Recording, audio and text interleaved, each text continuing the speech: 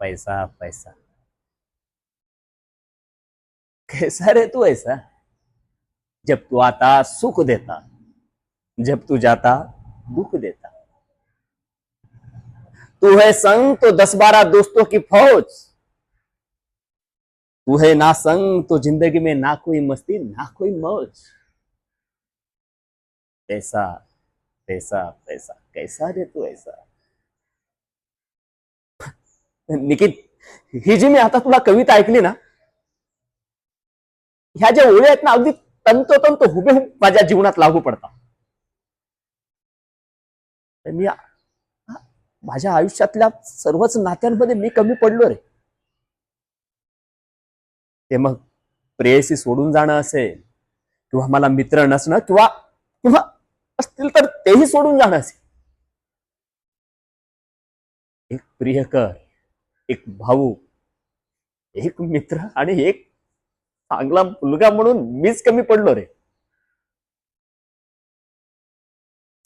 आणि आणि मी कमी पडण्याचं कारण माहितीये तुला? की अरे, फक्त आणि फक्त पैसा रे. पैशावर नाती चालतायत मित्र आजकाल, फक्त पैशांवर.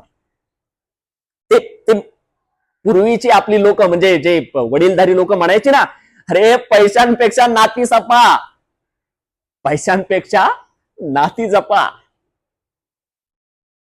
खरं सांगू का, पूर्वीसारखं नाही राहिले रे. नात्यांमध्ये प्रेम, जिव्हाळा, आपुलकी आणि तो जो विश्वासाचा ओलावा असतो ना, नाहीये रे. अरे, पैशांवरून नाते जुळतायत, टिकतायत, तुटतायत. तुझ्याकडे प्रॉपर्टी किती आहे, तुझ्याकडे बंगले किती आहे, तुझ्याकडे नोकर चाकर घोड्या गाड्या किती आहेत, यावरून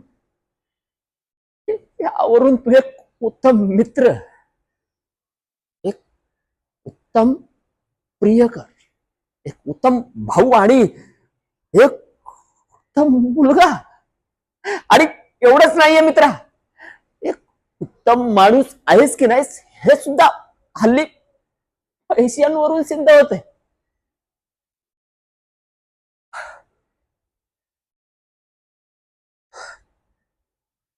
तुला काय वाटतं, म्हणजे मला एकटं राहायला आवडतं? सांग ना. निखिल, निखिल तू बोल आज. तू सतत बोलत असतो ना की एकटा राहतो. अरे काय, बोल ना. म्हणजे मला एकटं राहायला आवडतं? नाही रे निखिल, ही जी परिस्थिती आहे ना, परिस्थिती मला एकटं राहायला भाग पाडते रे.